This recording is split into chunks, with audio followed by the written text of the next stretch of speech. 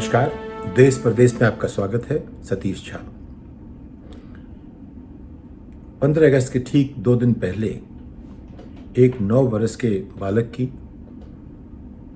हत्या कर दी गई। यह हत्या की उनके हेडमास्टर ने, इसलिए कि वो दलित था और 9 वर्ष के बालक ने अनजाने में हेडमास्टर के सुराही से या उसके घड़े से पानी पीने के लिए लिया था।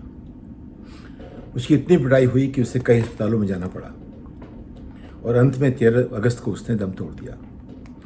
ये कहानी है हमारे आज़ाद भारत की 75 साल की आज़ादी के बाद।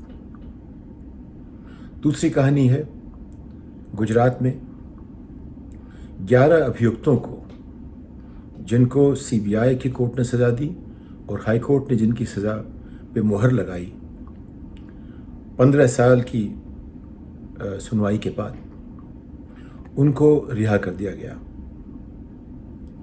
और उसके लिए एक कोई प्रक्रिया थी, जिस प्रक्रिया के तहत उनको रिहा किया गया। लेकिन ये लोग कौन थे? ये लोग वो थे जिन्होंने एक गर्भवती महिला के साथ बलात्कार किया। सिर्फ एक ने नहीं, 11 ने। उसके परिवार के 14 लोगों की हत्या कर दी। उसमें कुछ एक महीनों की बच्ची भी थी। और एक ही परिवार के, ये बात 2002 की है, गुजरात के दंगों की बात है। तो उनको रिहा कर दिया गया। और जेल में कौन है? तीस्ता सितलवाड़ ने, जिन्होंने अभियुक्तों को सजा दिलाई, जिन्होंने तमाम मामले अपनी ताकत पे लड़े। उनको सुप्रीम कोर्ट के कहने पर सुप्रीम कोर्ट ने सिर्फ उन पे सवाल खड़े किए थे, गुजरात सरकार ने उनको गिरफ्तार कर लिया। और वो ऐसे कानूनों के तहत गिरफ्तार किए गए हैं कि उनको जेल से निकालना मुश्किल होगा जब तक सरकार बदले ना। ये हालत है हमारे 76वें वर्षगांठ की, हमारी आज़ादी की। एक तरफ लोग पूछ रहे हैं हमारे यहाँ कोई न्याय है कि नहीं है, कानून है कि नहीं है। दूसरी तरफ हमारे यहाँ जो चीज़ें 15वीं शताब्दी में हुआ करती थी, वो आज भी राजस्थान में होती हैं। राजस्थान के तमाम ज़िले ऐसे हैं, बाड़मेर के आसपास, जालौर वगैरह, जहाँ दलितों की स्थिति, जो दक्षिण अफ्रीका में जो रंग भेद या जो आप कहते हैं एक तरह से अपार्टहाइड की बात करते हैं हम लोग, यानी कि 2 तरह के लोगों को एक दूसरे अलग रखा जाए। एक का काम सिर्फ सेवा करना उन शर्तों पर है जो वहाँ के प्रभावी या जो लोग शासन करते हैं वो जैसा हुक्म दे वैसा करना पड़ता है। तो कुछ ऐसा ही आलम हमारे राजस्थान में है, जहाँ एक 9 बरस के बच्चे की हत्या इसलिए कर दी गई, वो दलित था। और दलितों को जो अपने आप को ऊंची जाति का मानते हैं, हम उन्हें नहीं मानते ऊंची जाति का, वो अपने आप को मानते हैं। उन ऊंची जाति के लोगों ने उन्होंने ये भी अधिकार नहीं दिया कि वो मूछें रख सकें, अपने नाम में सिंह लगा सकें, उनके सामने खड़े होकर चल सकें, उनकी सुराही से उनके घड़े से पानी पी सकें, उनको छू सकें, उनकी छाया तक नहीं पड़नी चाहिए। ये है हमारा देश 75 साल की आज़ादी के बाद। उसके बाद जो भाषण सुना हमने प्रधानमंत्री का, तो उसके बाद कुछ कहने को बचा ही नहीं। इस बार हमारे प्रधानमंत्री के भाषण में हमने जितनी भी अभी तक टीका टिप्पणियाँ पढ़ी हैं, जब मैंने खुद सुना तो मुझे बहुत ताज्जुब हुआ कि हमारे इतने प्रतिभावान जो वक्ता हैं और हमेशा वादे अच्छे अच्छे करते रहते हैं, कुछ हो ना हो, उनको भी इस बार कुछ वादे करने तक का कोई भी रास्ता नहीं मिला। क्योंकि 8 साल के वादे सब खोखले साबित हो चुके हैं। कोई वादा पूरा नहीं हुआ, पूरा ही नहीं हुआ। वो सिर्फ एक, जैसे आप एक कोई उपहार लेके जाते हैं, उस पर जो एक पन्नी लगाते हैं उपहार के ऊपर, वो पन्नी की तरह का काम हुआ सारा का सारा। यानी कि जो कवर पेज है वो तो बनता जाता है, अंदर की किताब लिखी नहीं जाती। कवर पेज लिखा गया भारत स्वच्छ हो गया, अंदर कहानी अलग ही है। भारत में उज्ज्वला हो गई, अंदर कहानी अलग ही है। बैंक के खाते खोल दिए गए। इतने खोखले इस तरह के जो नियम हैं या नीतियाँ बनाई गई, उन सब का कोई हश्र ऐसा होना ही था।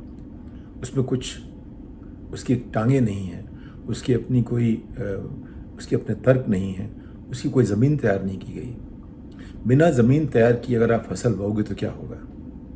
आपने अगर बीज छिड़क भी दिए तो क्या होगा?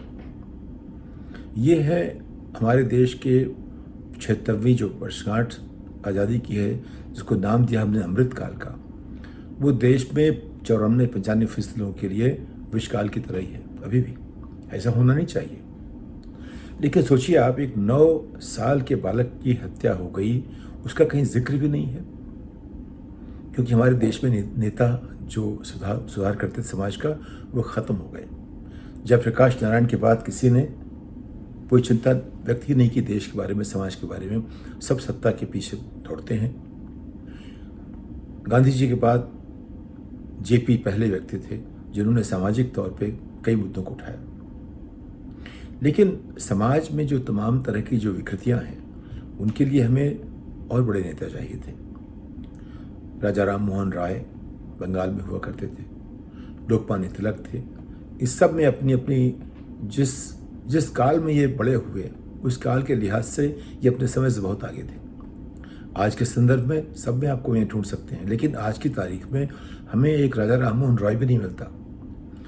आज ऐसे लोग जो खड़े होकर कह सकें कि छुआछूत ख़त्म करना चाहिए सामाजिक तौर पे, नहीं है। क्योंकि ये नेता उसी छुआछूत की बदौलत एमएलए बन के आते हैं, एमपी बन के आते हैं। ये नेता इसलिए आते हैं कि जो समाज जैसा है वैसा बना रहे। उनकी लड़ाई होती है सरकार किस तरह से हड़पी जाए, इसके लिए लड़ाई करते हैं। अपने विपक्ष में लड़ाई करते हैं, लेकिन मूल्यों की बात नहीं करते, आदर्शों की बात नहीं करते।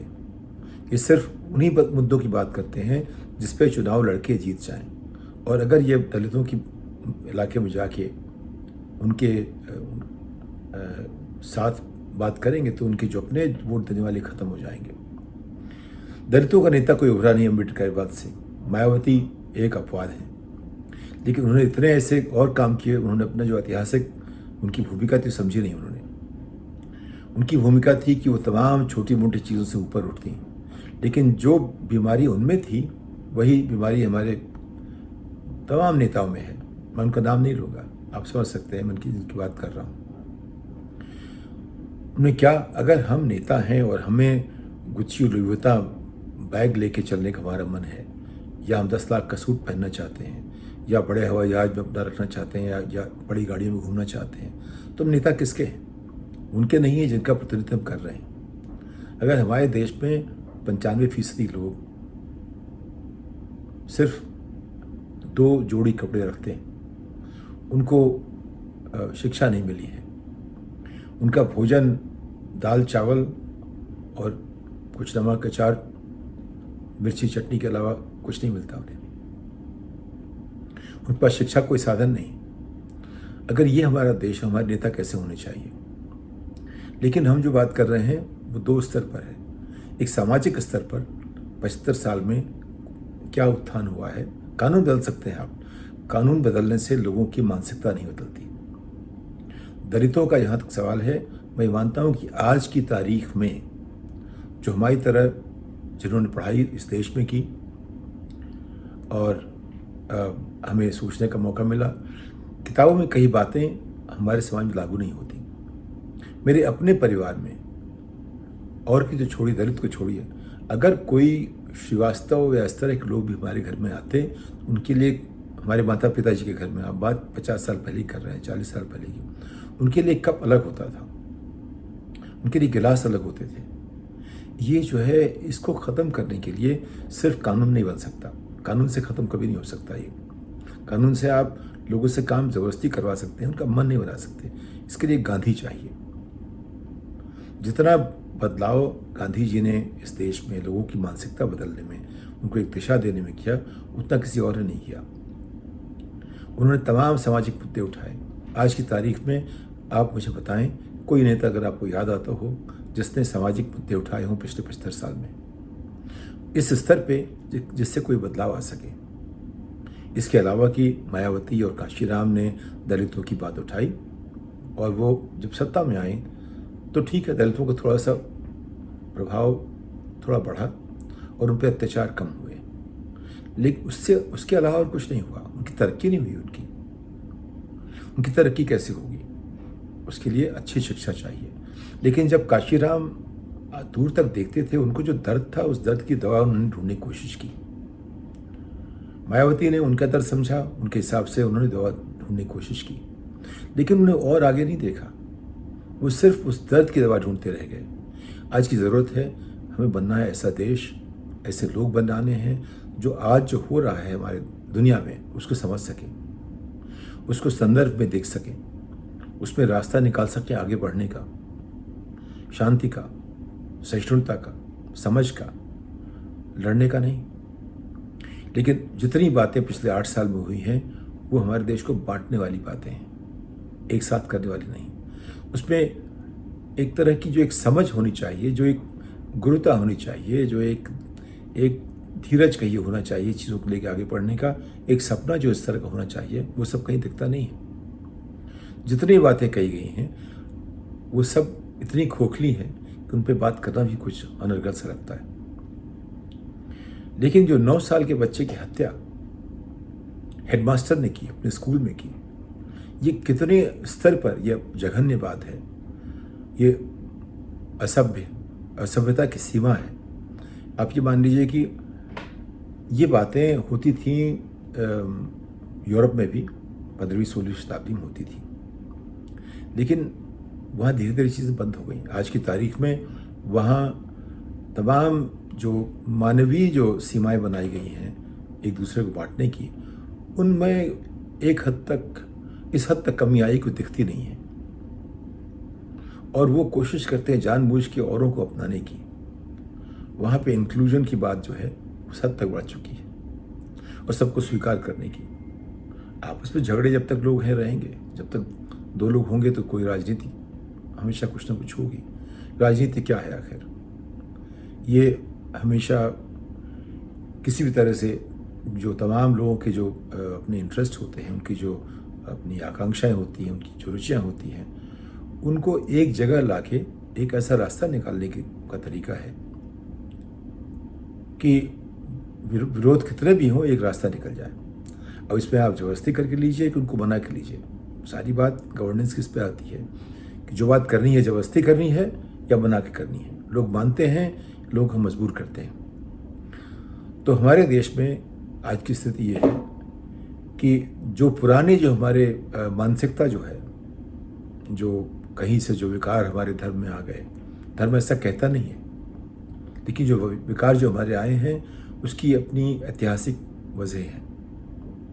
उनको ठीक करने के लिए हमें फिर से राजा राम मोहन रॉय, तिलक और गांधी जैसे नेता चाहिए। उनके बिना हमारा देश कहीं भी एक सम्मान के साथ खड़ा नहीं हो पाएगा, सिर उठा के नहीं खड़ा हो सकता।